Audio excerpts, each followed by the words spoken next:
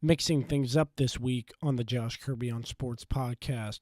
Episode 23 is coming your way next, so stay tuned.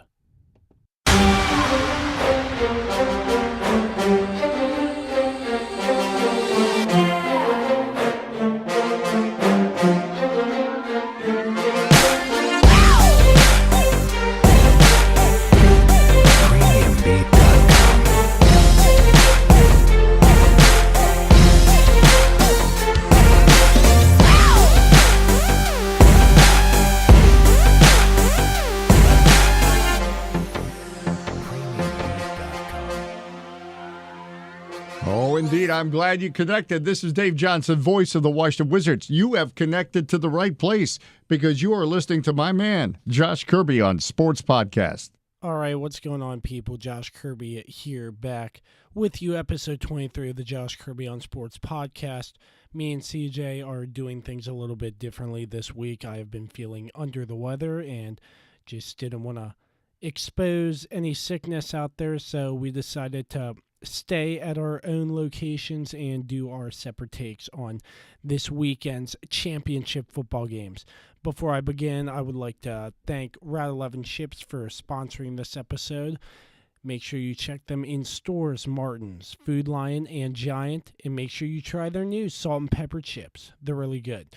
Also, premiumbeat.com, Free Forever by Jam Studio, and Cosmo. We're playing Cosmo's new song, Mild Swagger. That's both on premiumbeat.com. And make sure you follow our social media pages, our Facebook at Kirby on Sports Podcast, our Twitter at Kirby on Sports, our Instagram page at the Josh Kirby on Sports Podcast, our email at kirbyonsports@gmail.com, and our YouTube where the podcast is published, the Josh Kirby on Sports podcast. Without further ado, my take, I will be going into championship weekend. CJ will as well, but this is just my take. So, wow. What a way to end championship weekend. 2 overtime games and 2 exciting outcomes. That's the way you want to play championship football to go to the Super Bowl. Both games going to overtime. So I want to start off first with the Rams victory over the Saints, 26-23 in overtime in the Superdome. So a couple things. First, there was a blown call. I'm not going to disagree and say it wasn't a bad call. It was a bad call, and if that call would have been called, the Saints would have probably got in the end zone and scored and won in regulation, and they would have been going to the Super Bowl. There's a lot of havoc going around the league saying, oh, commissioner, replay the game, replay it. So, and the refs blatantly said that they missed the call. So, there's an unwritten rule saying you can replay the game, apparently. I've seen that on the news, but will they do it? I don't think so. But one thing I want to say is the Rams.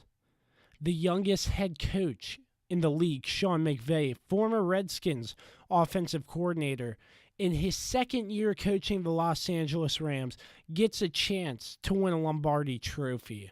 And that is huge for the Rams. I'm not taking away from the fact that the Saints should have won that game, but there were some missed calls that went for the Saints too, like a delay of game call and a face mask call. I did see that, but not taking away the fact that this penalty should have been called. But, I'm just saying it could have went either way. And in overtime, the Saints got the ball first, and Drew Brees threw an interception. So, they just didn't get the job done at the end. But another thing, they could have won it if that pass interference was called. So, I'm sort of on the fence about this. It's a very confusing situation, but everybody in the league sort of upset about these calls. And I was sort of upset too, to be honest with you, because of the fact that was a missed call. It was either pass interference or helmet-to-helmet contact. You could clearly see it was one of the two. So, anyways, I just want to get into a little bit of stats here.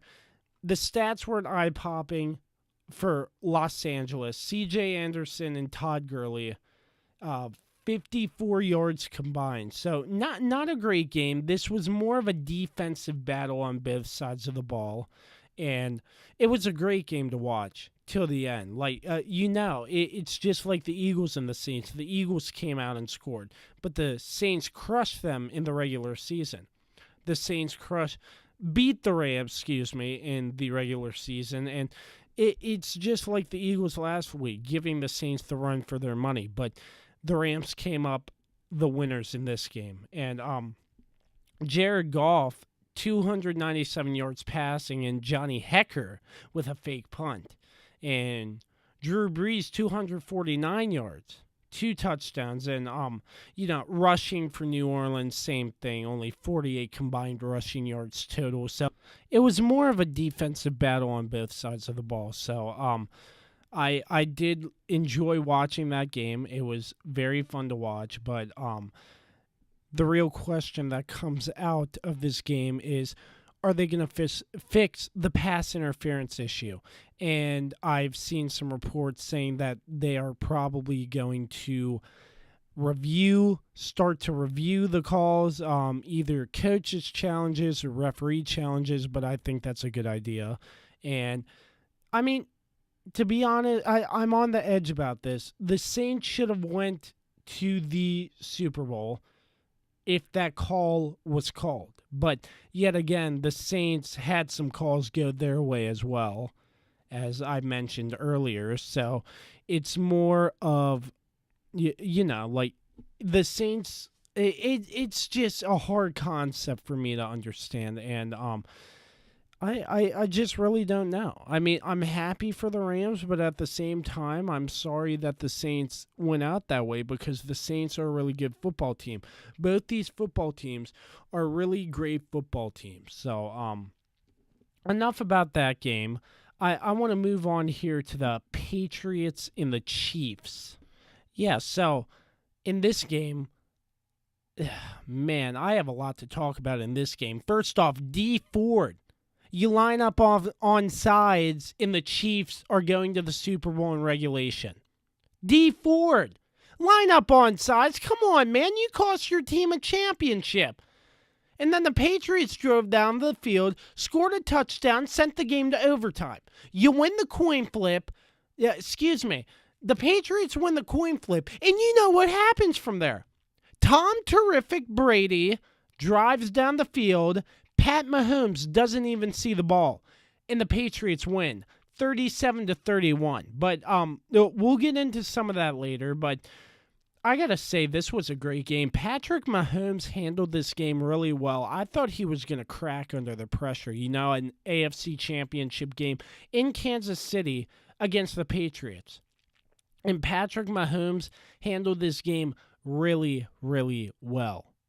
There are reports coming out saying that Pat Mahomes might get a $200 million contract. Do I agree with that? No, not yet.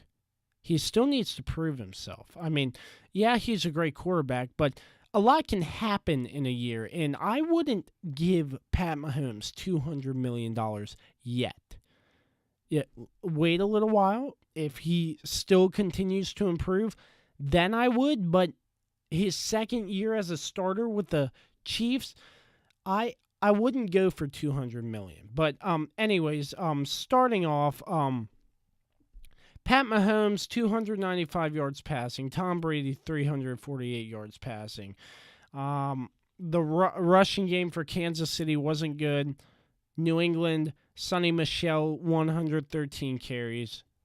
I'm sorry, 29 carries, 113 yards. So it was a back and forth game, and the Chiefs were winning there for a while, and it was amazing. Now, the Patriots came out winning in halftime, and then they come back, and it's like only 14-7 at halftime, if I'm correct. Yeah, 14-7 New England, and then then after that, Kansas City comes out. No, New England comes out, then Kansas City scores right back, and they're neck and neck the entire game, pretty much. So what I take from this game is, first off, D4, do your job and line up on sides. You were an inch off sides and they called it. It was an interception. You could have won the game in regulation and went to the Super Bowl, but you didn't. You lined up off sides. D4, do your job. Line up on sides. You got to stay behind the ball.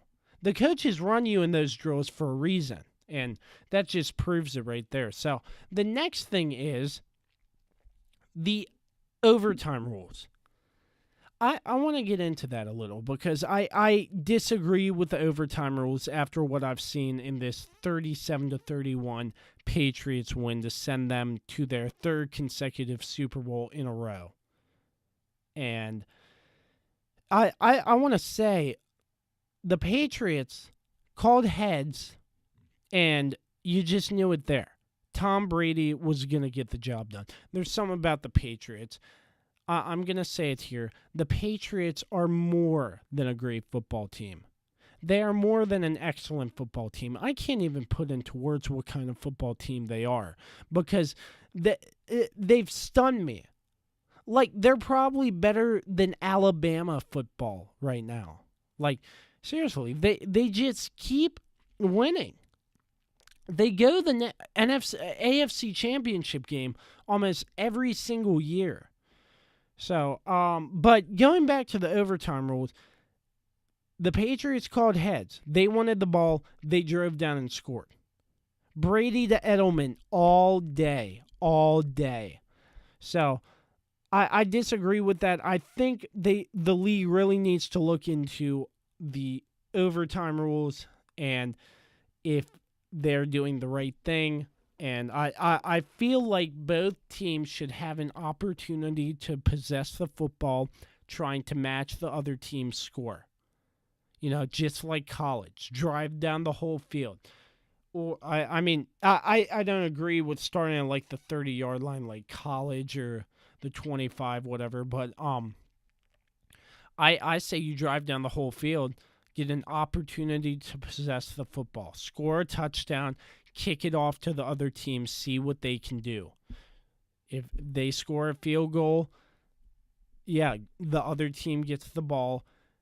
If they can match that or go higher, they win. But whoever scores more, you know, just back and forth till somebody messes up and doesn't score some, you know?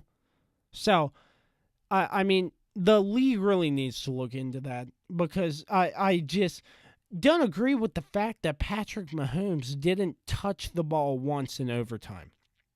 After that coin flip, he probably knew his season was over. So great season by Kansas City, but that's sort of my gist on that whole situation. So the Patriots and the Chiefs, 37-31, and a Super Bowl preview, a little insight.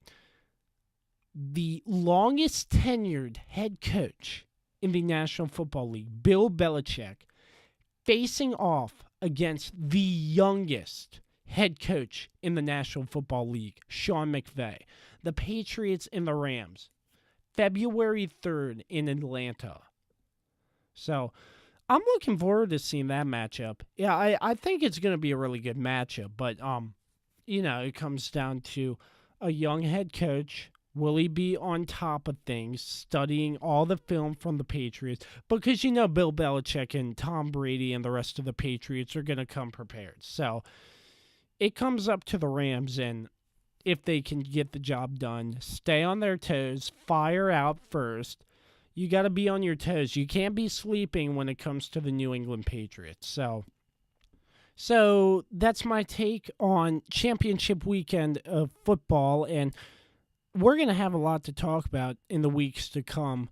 The Super Bowl, I have big things planned, me and CJ, so we will be back at it next week together, God willing. So I'm feeling a lot better, so hopefully we'll be side by side talking some good sports. So I appreciate you all. Yeah, it was different today, but we're going to send it over to CJ now, and he's going to give the rest of his take on the Josh Kirby on Sports podcast. So thanks once again to Route 11 Chips for sponsoring this episode, and by our two music fill-ins from premiumbeat.com, Free Forever Jam Studio at premiumbeat.com, and Mild Swagger by Cosmo on premiumbeat.com. Thanks once again to Dave Johnson for our wonderful intro as always. And we're going to send it to CJ. So CJ, take it away, sir.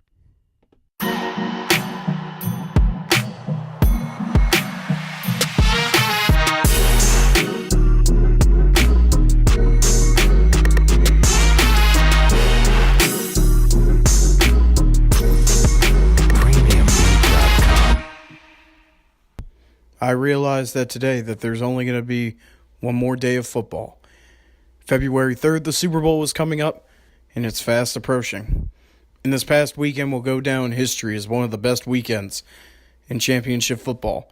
As always, welcome to the Josh Kirby on Sports podcast. I am CJ, co-host of the Josh Kirby on Sports podcast. Today's going to be a little bit different. Josh, our host, is sick, and so don't want to get contagious, don't want to have anything happen to us down the line, so we're going to be doing things a little bit different today. So, he will be giving his take, and I will be giving mine on this past weekend, and some other news in sports. This past weekend in football, we had the NFL Championship weekend. I will also be going over who really is the greatest of all time, my Super Bowl pick, and an in-depth look into the game as well. And a little bit look into the college free agency that has been happening this past week. So let's get started. The Rams take down the Saints 26-23. And what people most remember about this game is the controversial call towards the end of the game, towards the end of regulation, might I matter. Before we get into the officiating, we need to take a look at this game.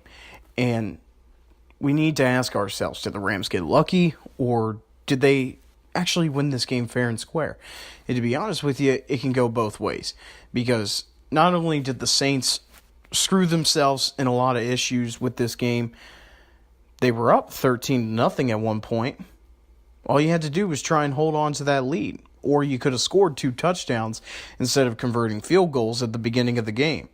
This is the championship. Okay? The winner of this game goes to the Super Bowl.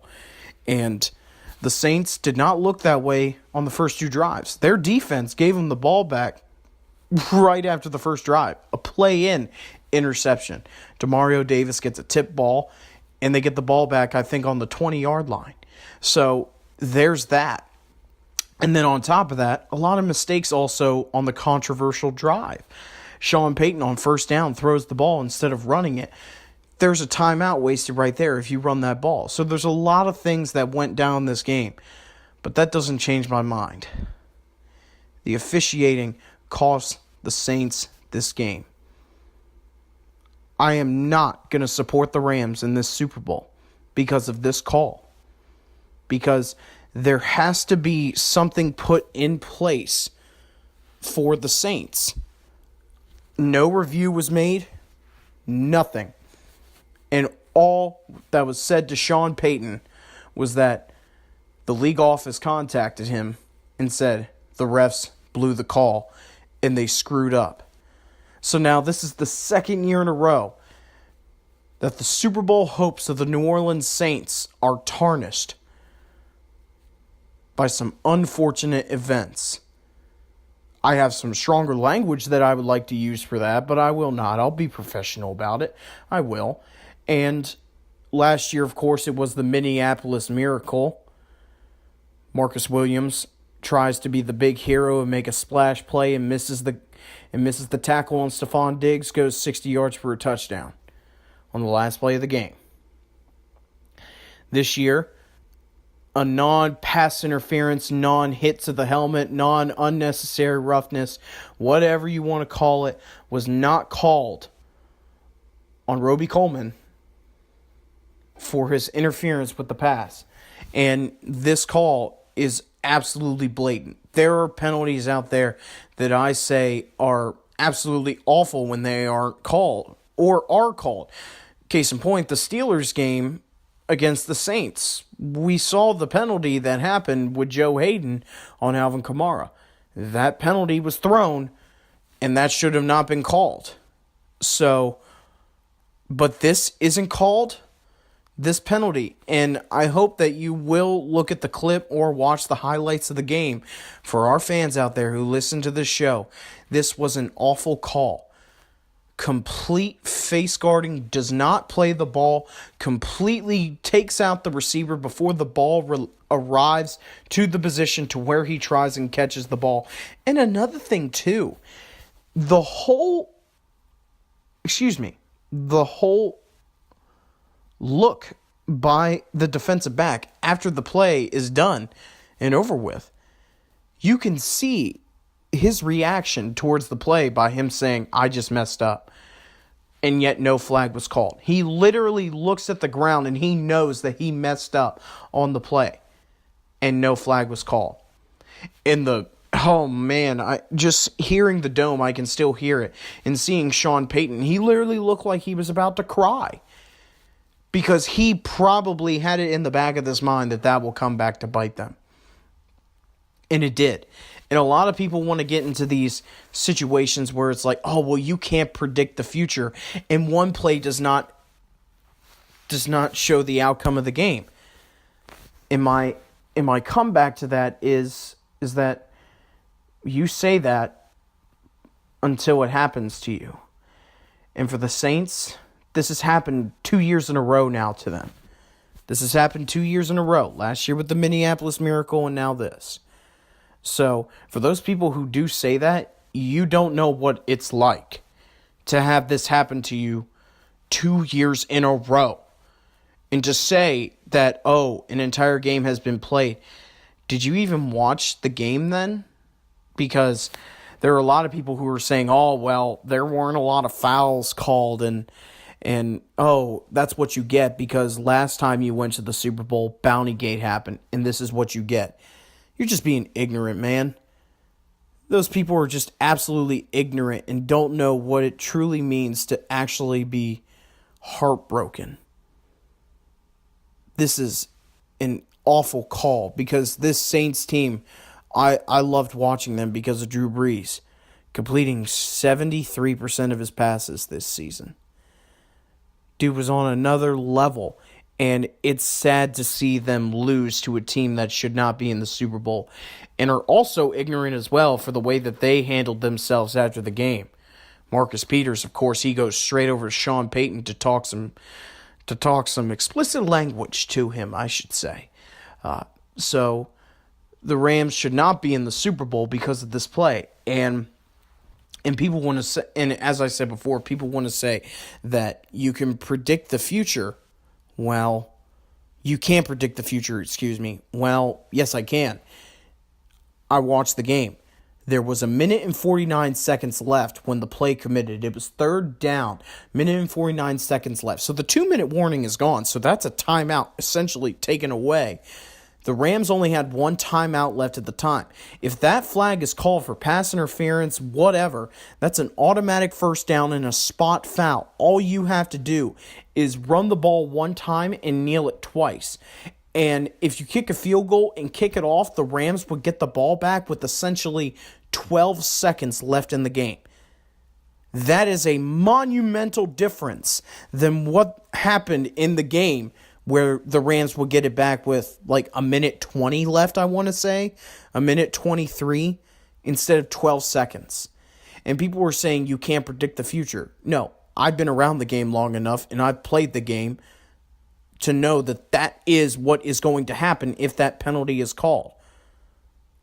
This is an abomination to the game. And it goes into my next point about how officiating needs to take another step here because this cannot happen in the championship game. And I don't want to point fingers here, but I will because this is the same officiating crew that was in the Steelers' first Chargers game back in week 13, excuse me. This is the same team of officials that blatantly missed a false start penalty on the Chargers that resulted in a touchdown. And this is also in the same game where the Steelers would jump offsides 4 times because of the long snapper hitching the ball. And they explicitly said to the ref, look, he is hitching the ball and we are jumping off sides because we see the ball move. That's our job. And what do the refs say? He's been doing it his whole career, so we are going to allow it. So this is the same crew in that game that this has happened. I don't want to point fingers, but what the hell, man? What is up with this? Why is this crew in the championship round then when they have had an explicit history of this happening to them? So I'm going to go back to it again. The officiating cost the Saints this game. And people would say, oh, well, what about the face mask penalty that happened on Jared Goff? There's a difference for the vicinity in the area that you can see a play happen, in my opinion. This is my honest opinion. The reason that penalty was not called is because it's a bang-bang play. This is not a bang-bang play, the pass interference that was not called. The face mask, it looks like he swipes his helmet a little bit. I'm not saying that. I'm not a Saints fan. I don't care if the Saints win or lose, but I do care if a game like this, of this magnitude, to go to the Super Bowl, ends in a heartbreak like this. It really does. That's when I start caring. And also, I want to reiterate that, yeah, sure, they're human beings. Everyone messes up. But for the love of God, why does it happen in this game? Why does it happen in this game? So, I'm going to move on from this and say that pass interference needs to change. It needs to be a reviewable foul. Because not on every penalty. No, absolutely not. Because then that's just going to add time to the game. That's just going to be insane. The viewership will probably go down. There's a whole domino effect that'll happen. But pass interference of this magnitude needs to be reviewed. Because I'm going to point to this. Have you ever seen when an intentional grounding happens? And you will see the referees group up because they need to make sure of this. They need to make sure it's like, hey, did this happen? What did you see from your angle? What did you see from your angle? And they'll probably throw the flag or not. And they'll say, there was no intentional grounding on the play, or yes, there is intentional grounding. We have a 15-yard loss of down, yada, yada, yada. That needs to happen with this pass interference. Because not only did you have the line judge watching the ball go to the area, you had the back judge as well. You also had the umpire and the head referee all in the vicinity of seeing the ball thrown to this area, and nothing was called. So you have 4 referees in the same vicinity looking at this ball going towards the receiver, and nothing was called.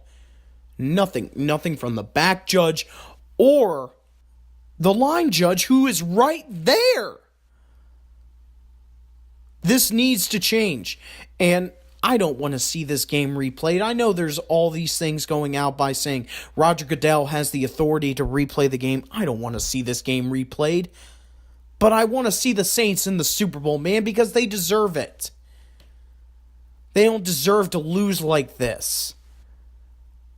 Let's look back on the Saints, though, man. They had a hell of a year. They finished 13-3. Coincidences were in this season for the Saints. Back when they won their Super Bowl in 2009, they went to 13-3.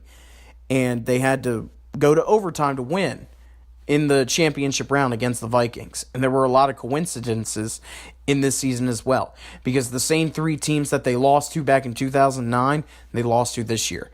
Tampa Bay, Dallas, Carolina. Those were the three teams. So this Saints team, is very heartbreaking to see them lose this way, especially with the year that Drew Brees has had, MVP caliber season, completing 74% of his passes. He also broke Peyton Manning's all-time passing yards record.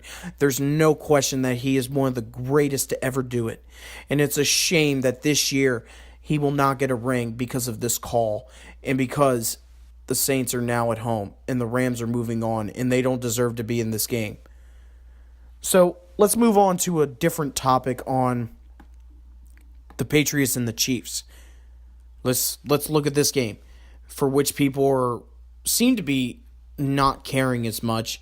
It's because, that's the Patriots. They won. Whoop-de-doo. Yay, another Super Bowl with the Patriots.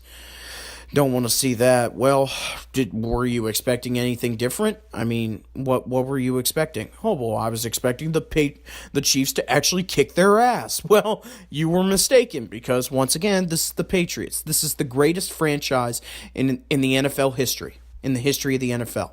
The Patriots are the greatest franchise in the history of the NFL, and that is coming from a Steelers fan. That really is.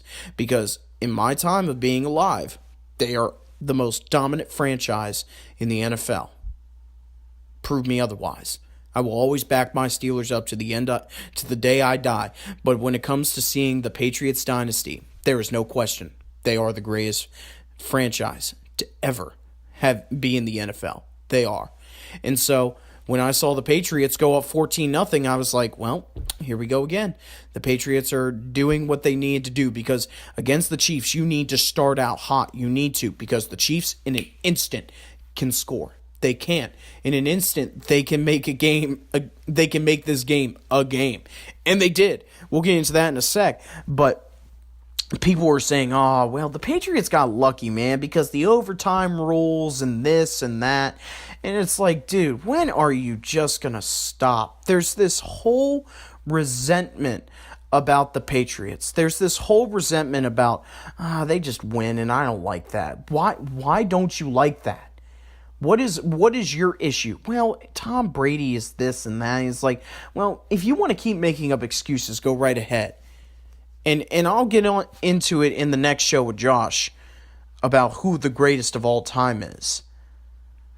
But why is it such a hard idea to believe that someone is as great as Tom Brady? Why is it so hard to think that there is a fantastic franchise like the New England Patriots?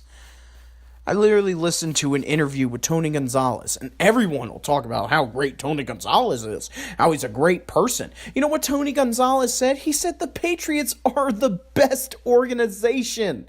He said that I have talked countless hours with Robert Kraft, Bill Belichick, Tom Brady, everyone in the Patriots organization.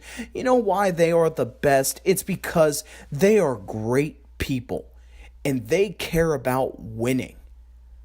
Okay? They care about winning, and they are a great organization from top to bottom. You talk to Robert Kraft, great person. You talk to Bill Belichick, great person. You talk to Tom Brady, great person. Why is that so hard to understand? And people want to get lost in all of these, well, they cheated, this and that. Oh, boo-hoo. My goodness. You act like you were never you act like you're a perfect human being.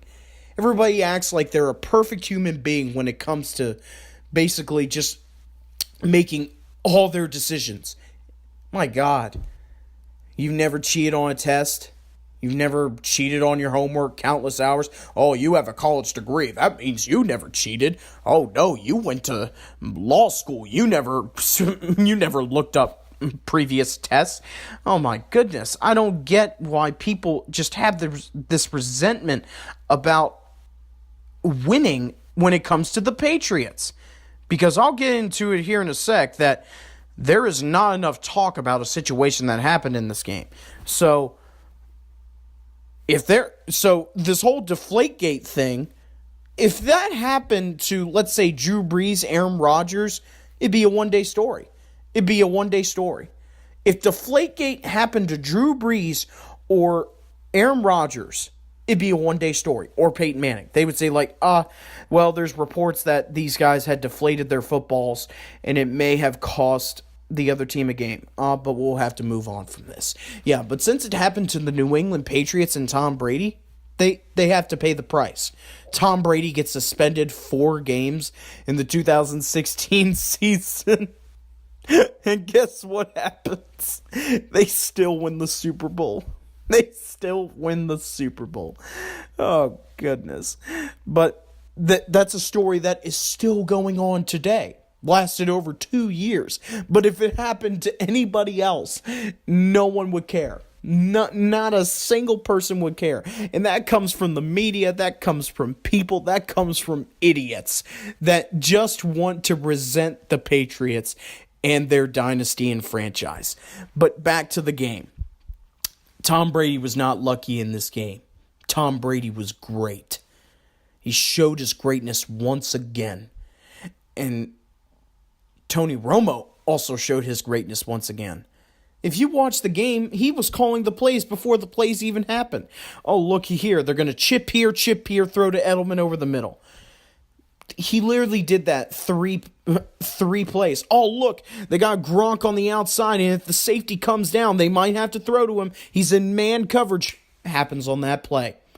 Look, they're going to chip here, Edelman over the middle. Happens again. Tony Romo is going to be broadcasting the Super Bowl with Jim Nantz. Perfect. I love it because he deserves to be in this Super Bowl and broadcasting it. Back to the game. Tom Brady is the greatest of all time. He is about to play for his 9th Super Bowl. He's about to play for his 9th Super Bowl. And he could possibly get his 6th ring this year. That is... Just put this into perspective. There was a list on ESPN showing Tom Brady versus, I think it was 8 or 9 franchises that had a combined 8 Super Bowl appearances. Tom Brady is about to be at his 9th Super Bowl appearance. When will people just never stop with Tom?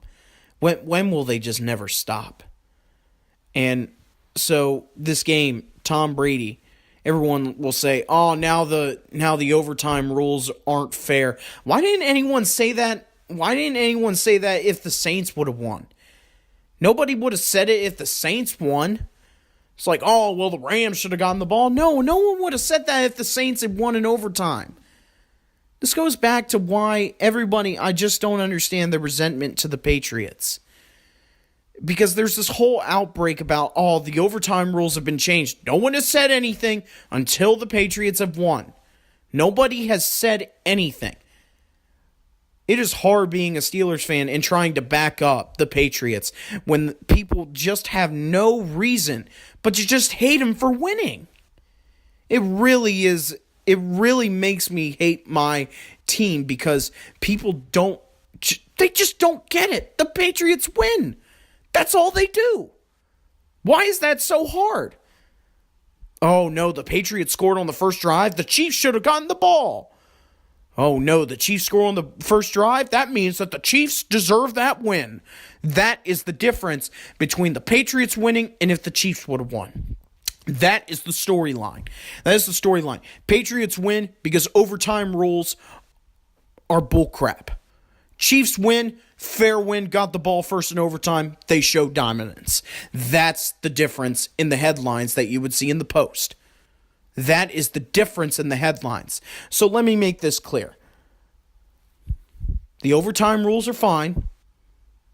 The rules clearly say, people are literally making this assumption, but they just don't realize just how bad that Chiefs defense really is. The Chiefs defense, I have been saying it for weeks. If you listen to our show, you can go back, listen to all the podcasts. The Chiefs defense is absolutely putrid. Absolutely putrid. They are absolutely awful. The 31st ranked defense. They just fired their defensive coordinator today. You'll probably see this tomorrow, but they just fired their defensive coordinator on the 23rd of January. 4 days after they lost to the Patriots. The 31st ranked defense. What does that tell you? Tom Brady's lucky. You're an idiot. You were an idiot. No, because the Chiefs defense, yeah, they were gassed. This game reminded me of the Super Bowl against the Falcons. The Patriots were on the field constantly. They had the ball for 45 minutes of offense. The Chiefs defense was gassed. And if you're going to put them up against the 31st ranked defense, the Patriots are going to win. They just are, because they have Tom Brady. I have said this countless times. When I was at the Steelers versus Patriots game, I was surprised that the Steelers won, because the Steelers kept giving the ball back to Tom Brady. They kept giving him multiple times to have the ball. And when that happens, you are most likely going to lose. You just are. Because if you let the Patriots hang around the game, you will pay for it. You will. And that's what happened in this game. First drive of overtime, What happens? Tom Brady throws an interception, gets called back for an offsides penalty. An offsides penalty by the 31st ranked defense. How is that lucky? How is that luck more than an awful defense that has been awful all season long? Where is the connection here? People just want to make excuses and want to make the Patriots look bad. But you can't, because they're the New England Patriots. They are. They're the greatest franchise to ever be in the NFL. They just are. And Tom Brady in this running game that the New England Patriots have, I hope they take it against LA.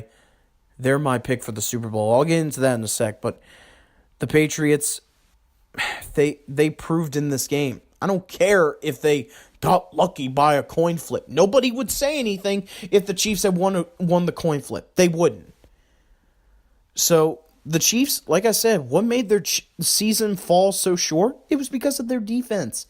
Had they had probably the 20th best defense, or even like the 15th, they would be in the Super Bowl. No question about it. They would be in the Super Bowl. No question about it. Because what happened in this game? The Chiefs got shut out in the first half. 14-0 was the score of the first half. The Patriots, absolutely dominant in the first half. What happened in what happened at the end of the game? The Patriots had to take the Chiefs to overtime. It was 37-31 was the final score. That's how good the Chiefs offense is. Patrick Mahomes can make something out of nothing. He can. That's why he's going to be the MVP. No question about it. He deserves my vote for MVP. He was the most exciting player to watch. And now, we'll get into this next week. He probably has a $200 million contract on the way for him. There have been reports that he could sign the biggest contract in NFL history. And we'll get into that next week when Josh is feeling better, and we'll have a nice discussion about that. Do I agree with that? No, I don't. Because in the case of Tom Brady, I'll get into this in a sec. But in the case of Tom Brady, he wants to win, and he doesn't care about the money. He doesn't. So, the Chiefs, though, what they did right this year is bring a new quarterback up and turn him into a legend. So, the thing is about the Chiefs is that they had a great season. 13-3 or 12-4, whatever it was.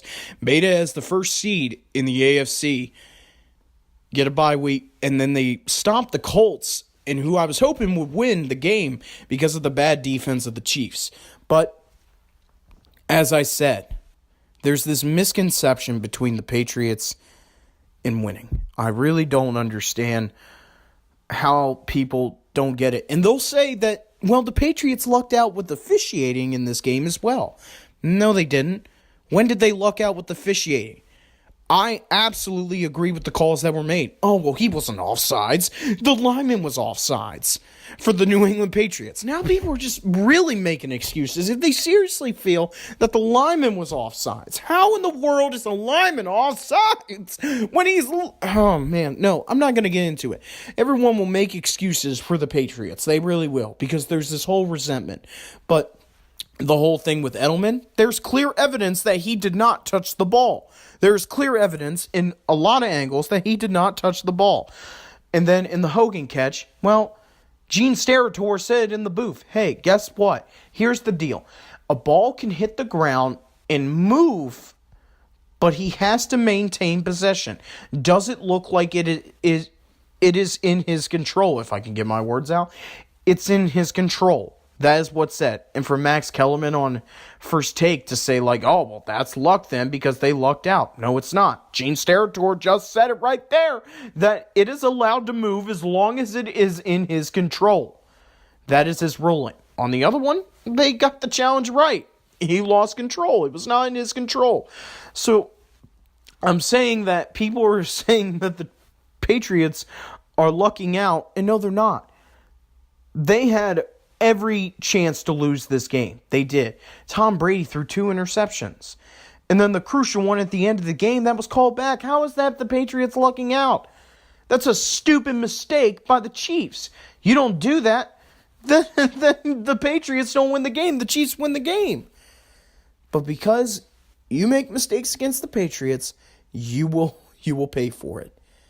And if the Rams make mistakes against the Patriots, they will pay for it tremendously, because this is the Super Bowl. This is the last game of the season. No! This is the last game of the season.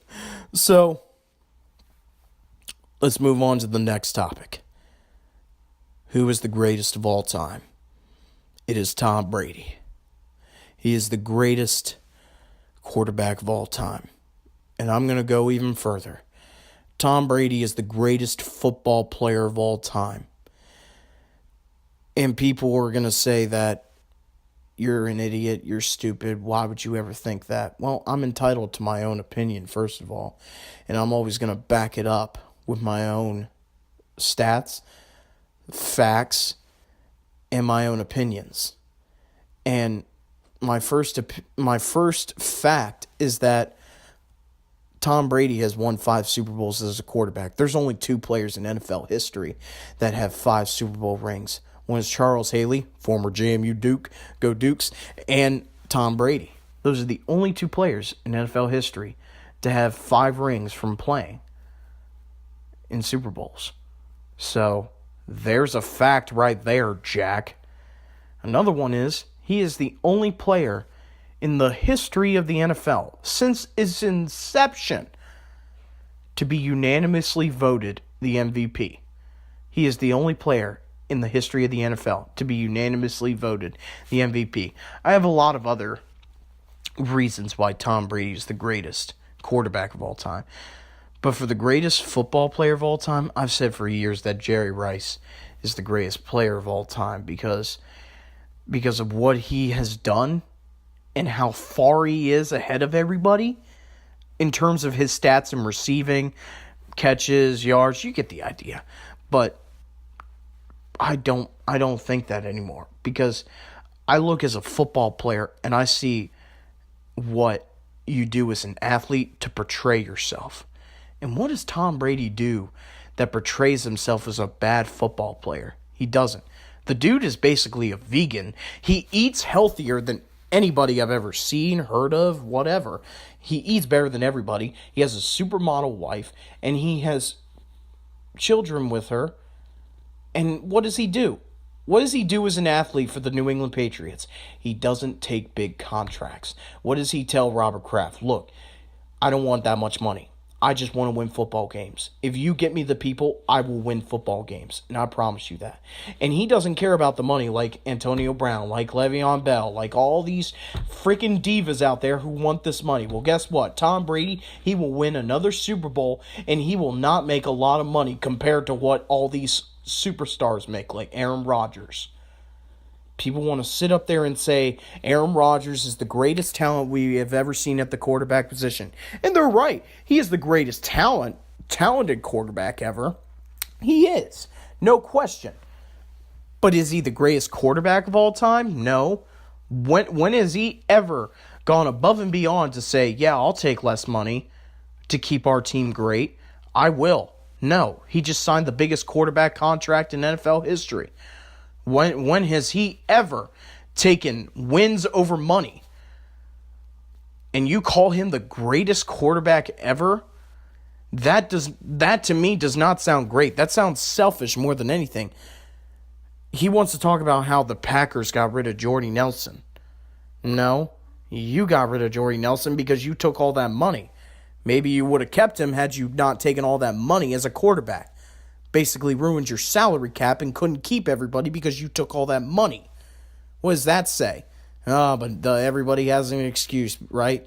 Because it's not the New England Patriots, right? That's all it boils down to, man. Tom Brady, after the game against the Chiefs, what did he do? Pat Mahomes was devastated, goes into his locker room, of course. What does Tom Brady do? Walks up to the security guard and says, "Hey, can I talk to Pat?" And takes him to a secluded area and talks to him and says what a great talent he is, what a great competitor he is, and all this. And sure, that was in the news. No one's talking about it, though. No one is. They're talking about how the Patriots are probably going to win their 9th Super Bowl. Tom Brady is the greatest football player of all time because of what he is as a competitor and what he is as a sportsman. He shows great sportsmanship. You ever hear him in an interview? He always talks about how great his opponent is. Even if it's the Buffalo Bills, who have been for the past couple years the worst in their division. Yeah, you see, they do some great things against us. They're going to be a tough matchup. They got a great defense. We're gonna try and do some things against them, but they're a great competition. That's all he says. The man is a competitor, and everyone will say, "Well, he's not like that on the field." Dude, have you ever played a sport before? Have you ever seen what you're supposed to? Who is nice on the field? Like, who seriously is? Why would you be nice on the field? When you're on the field, you have all this adrenaline, testosterone pumping up. You want to be able to intimidate your opponent. You don't want to be this nice, silly, Nelly person. Come on, man. There's always an excuse for the Patriots. There's always this. Tom Brady is the greatest football player to ever play the game because he is a sportsman. He has great sportsmanship. He shows that to each one of his competitors. And all his competitors will say the same thing about him. They will say the same thing, is that Tom Brady is a great person and a great human being.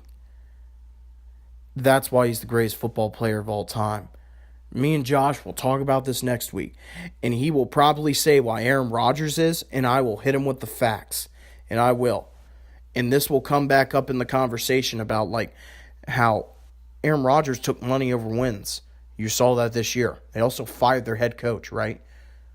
Bill Belichick has been in his position, has won 5 Super Bowls, and Tom Brady has taken less money. And you're saying that Aaron Rodgers is better than freaking Tom Brady? You're absolutely insane. I am tired of people in this misconception about Aaron Rodgers. I'm getting off topic. But let's move on to the next segment. Super Bowl 53. What do the Rams have to do to beat the Patriots? They got to get to Tom Brady. They have got to get to Tom Brady. That is the only way that you are going to beat the Patriots. Because what did the Chiefs do? They did not get to Tom Brady. No sacks for the Kansas City Chiefs against the Patriots. No sacks. Tom Brady was not touched. What do the Patriots have to do to beat the Rams? They just got to play their game. They can't get away from what they've been doing. And they're not going to do that. But they got to contain the big play wide receivers. They can. They got a great passing defense. They do. And I think that they can. So what the Patriots have to do to beat the Rams, they have to contain the big name wide receivers. And they'll be able to stop them. And also stop the run game. They basically have to stop their offense. Limit the big plays. In my opinion, that is what is going to set them up. Limit the big plays. But I got the Patriots in this game. For 2 reasons. 1, the Rams don't deserve to be in the Super Bowl. They don't. They don't deserve to be in the Super Bowl. So go Patriots. And then also, I think that the Patriots will dissect them. Sean McVay is a great coach. He's a young coach. But Bill Belichick has been around the league long enough, and he knows how to dissect people. He does. So, for our last topic of my take on this episode of Josh Kirby on Sports, we're going to talk a little bit about college free agency. So, college football has come and gone. Clemson is the national champions. And what the talk around the town is in college football is the transfers that have come and gone now. But this is what sets the NFL away from college, is that this is what I like about the NFL, is that In college, you can choose wherever you want to go if you're a great athlete. There will be teams who will be out there and want you bad, but you choose where you go. In the NFL, it's not like that. If you get drafted by the Browns, you're going to be drafted by the Browns. No question. And that does not guarantee you a starting role either. In college, they play favorites. It does happen. It does. It's what makes college more exciting in terms of whatever. But lots of people have different opinions on this. In my opinion, it's what makes the NFL a lot better is that you don't choose where you get to go and you don't get to quit on that team. Unless you're Antonio Brown, but that's because you have proven yourself in the NFL and you make a lot of money. But as I'm saying this, it's because of these types of people. Justin Fields was probably the top recruit last year coming out of high school, chooses Georgia. And I don't understand why he chose Georgia, because me and my brother had a long conversation about this. If you're going to transfer, why in the hell did you choose a school that you knew that you weren't going to play at? So you could create controversy, I guess? I don't know. Because Justin Fields goes to Georgia after Georgia just played in the national championship with a freshman quarterback. Jake Fromm is capable of leading his team to a national championship. He proved that. And yet Justin Fields thinks he's going to come in and overtake Jake Fromm. There's so much more. I'll get into this in a sec, but there's no more competitiveness. Everybody wants to start, and they don't want to try for it. Case in point, Kelly Bryant. He's gone, and he's never going to play or see a national championship at Missouri. So let him go. So, Justin Fields, why did you go to Georgia if you knew that you weren't going to start? Jake Fromm, what does he do again? Leads his team to an SEC championship and also a shot at the national title. Now, of course, they didn't make it, but they still made it to the SEC championship game and took Alabama to the brink of the game. What does Justin Fields do after this season? Transfers to Ohio State. Like, what were you expecting? There's no competitive drive anymore. There isn't. There is no competitive drive anymore. And then Tate Martell. This one is hilarious. So Tate Martell was a former player in high school, went to Bishop Gorman, one of the top teams in all the country in high school football. Goes to Ohio State, commits to Ohio State, and last year was the third string quarterback behind Dwayne Haskins and JT Barrett. So redshirt year, this past year, redshirt freshman, of course, is behind Dwayne Haskins, so he's the backup to Dwayne Haskins. Dwayne Haskins is going to go to the NFL, makes his commitment to the NFL, and then, of course, Justin Fields comes in to the to Ohio State. And what does Tate Martell come out and say on Twitter? Why would I leave for someone who hasn't put a single second into this program yet? I've put 2 years of working my ass off for something that I've been waiting for and dreaming of my whole life. What does he do? He transfers to Miami. This dude is so hypocritical. This dude comes out and says that I am going to fight for this position because I have proven myself to be the backup. And now the starter. I have proven myself. What does Justin Fields come in and do? He's probably going to be the starter. And what does Tate Martell do? Oh, the hell with this school. I'm transferring. And bam, he's off to Miami. What the hell, man? What is up with these kids? There's no competitive drive anymore. Everybody just wants the limelight. Everyone wants the spotlight. Everybody just wants to be the person on the front cover of ESPN. Everybody just wants to be that. And here's the only exception. Is Jalen Hurts. I said last week it was breaking news. He transfers to Oklahoma after being at Alabama for 3 years. And he's the only exception. And this is why. It's because in his redshirt freshman year, leads Alabama to a national championship as the starter, loses to Clemson on the last play of the game. Next year, leads his team back to another national championship team as the starter. He gets benched in the game for Tua Tagovailoa. And, of course, they win the national championship game, of course. So the whole offseason, everyone's like, okay, who's going to start? Who is going to start? And you found out week 1, it was Tagovailoa. And what did Jalen Hurts come out and say? I am going to be the backup and support Tagovailoa. I am going to be the backup. In the whole season, all you saw was Jalen Hurts supporting him and supporting Tagovailoa. And what happens at the end of the year? They don't win the national championship. Tagovailoa did not play his best game, but it is what it is. And all you saw from Jalen Hurts is like, I'm still supporting you. But now he is transferring to Oklahoma because Jalen Hurts is going to play there for 1 year because he wants to play football. Jalen Hurts absolutely knows that Tagovailoa is going to be the starter at Alabama. He absolutely knows it. He won a national championship for him and also led him to another one, but they lost. He absolutely knows he's going to be the starter. This is the only exception because you're not going to beat him out. It makes sense for Jalen Hurts to transfer to a school where he knows he will get a lot of playing time and also be the starter for a very good offense with Lincoln Riley. What I'm saying here is that it feels like free agency here in college. It's because there's no competitive drive. They want to see where they can go to a school where they know that they'll play. So it'll help their draft stock. Because at the end of the day, they want to go into the NFL. They want to make that money. So they have to prove themselves. There's no more competitive drive in college, though.